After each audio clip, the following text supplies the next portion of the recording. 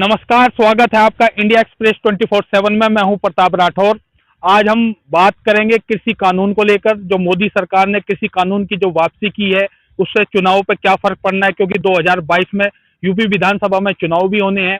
कहीं माना जा रहा है कि 2022 के चुनाव को लेकर जो किसान नाराज थे, उसे साधने के लिए दोबारा मोदी सरकार ने ये फैसला लिया है कि कृषि कानून वापस किए जाते हैं। इससे चुनाव पे कितना फर्क पड़ेगा, हम इसके बारे में आज बात करेंगे। हमारे साथ में जो राजनीतिक विश्लेषक है अंकित मान, उनसे हम बात करेंगे। सर, क्या मानना है, अभी 2022 का चुनाव भी नजदीक है, कृषि कानून का एक बहुत बड़ा मुद्दा बनता आया हुआ है कि कृषि कानून थे, किसान इसे एक्सेप्ट नहीं कर रहे थे। अचानक मोदी सरकार ने अपना भाषण दिया सुबह 9 बजे के करीब, उनका जो टेलीकास्ट हुआ, उसमें कृषि कानून की वापसी का उन्होंने ऐलान कर दिया। इससे चुनाव में क्या फर्क पड़ने वाला है यूपी की चुनाव में? देखिए प्रताप भाई, सबसे पहले तो ये कि अब तक के कार्यकाल में 2014 से और अब तक मोदी सरकार ने ये रिकॉर्ड था कि एक भी फैसला अपना वापस नहीं लिया था। लेकिन पिछले साल से जो ये धरना प्रदर्शन चल रहा था दिल्ली के बॉर्डर्स पर, और इसको देखते हुए किसानों के साथ अपनी सिंपैथी रखते हुए, उनकी मजबूरियों को समझते हुए कि शायद किसानों को सरकार अपनी बात ढंग से समझा नहीं पाई, तो इन सब चीज़ों को मद्देनजर रखते हुए सरकार ने अपना फैसला वापसी लिया। बिल्कुल हम इसे चुनाव से भी जोड़ सकते हैं। 2022 में उत्तर प्रदेश में चुनाव है, आने वाले समय में पंजाब में भी चुनाव होने हैं, तो चुनावों से बिल्कुल जोड़कर देखेंगे, क्योंकि सरकार चाहे किसी की भी, वो चाहेगी कि आम जनमानस का सहयोग उसे मिले।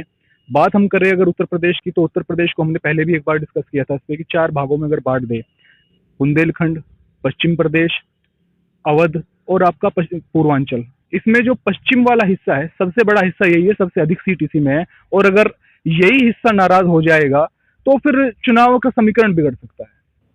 तो जैसे किसी कानून की वापसी हुई है, जो किसान नाराज थे, क्या अब किसान उनकी तरफ रुख कर पाएंगे? क्या चुनाव पे, क्या राजनीति पे क्या प्रभाव पड़ेगा, इसके बारे में क्या मानना है?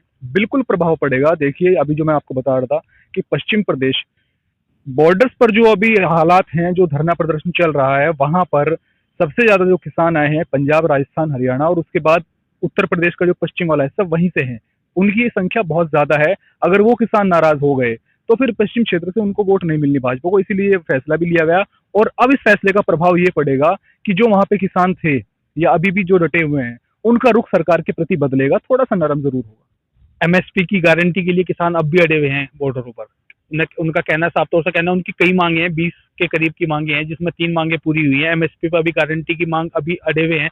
तो अभी कितना और लंबा चल सकता है? सरकार अभी एमएसपी पर गारंटी देगी या नहीं देगी? तो क्या मानना है इसके? देखिए, इसमें सरकार ने जो अपने कानून वापसी किए हैं और बोला भी है आगामी जो शीतकालीन सत्र शुरू होने वाला है कुछ दिनों बाद, उसमें इन कानूनों को वापसी लिया जाएगा और एमएसपी पर भी कानून बनाने का सरकार ने वादा किया है। ये मांग पिछले काफी समय से होती आई है कि एमएसपी पर एक कानून बनाया जाए। जब कोई व्यापारी अपने सामान के रेट खुद तय कर सकता है, तो ये अधिकार किसान को भी होना चाहिए कि वो अपनी फसल का रेट खुद तय करे। ये बिल्कुल जायज मांग है और इस पर सरकार को कानून बनाना भी चाहिए। मैं समर्थन करता हूँ किसानों का। आज हम एक हाईवे पर खड़े हैं। अब देख सकते हैं आप, हाईवे बहुत लंबा है, चारों तरफ हाईवे निकाले हुए हैं बीजेपी सरकार के। उसमें जो हाईवे का मामला गूंजता है कि हमने हाईवे दिए हैं, लोगों को सुविधा दी है, तो जो ये हाईवे है, क्या इन हाईवे के सहारे 2022 के चुनाव में अपनी जो गाड़ी है वो भाजपा दौड़ा सकती है? क्या फर्क पड़ने वाला है चुनाव पर? ये सवाल आपका बहुत अच्छा लगा मुझे। बिल्कुल हम इसे कनेक्ट कर सकते हैं चुनाव से भी। हालांकि ये जो हाईवेज बन रहे हैं उत्तर प्रदेश में, चाहे वो पश्चिम में आपका दिल्ली सहारनपुर यमुनोत्री वाला हाईवे हो, या पूर्वांचल में या फिर लखनऊ से गाजीपुर वाला हाईवे जो बना हो, काम तो काफी पहले से चल रहा था। लेकिन इन हाईवेज से हम आने वाले चुनाव को जरूर जोड़ सकते हैं। यानी भाजपा जो है इन हाईवेज के सहारे ही शायद अपनी गाड़ी को पार लगा ले। अब तो ये हमारे साथ है अंकित मान जी। आज हमने इन पर विभिन्न मुद्दों पर बात की। और कृषि कानून कहाँ तक किसानों को साधने में जो मोदी सरकार ने जो वापसी ली है, कहाँ तक किसान उससे खुश होते हैं, ये सब हम देखेंगे 2022 के चुनाव में। Pratap Rathore, India express 24/7।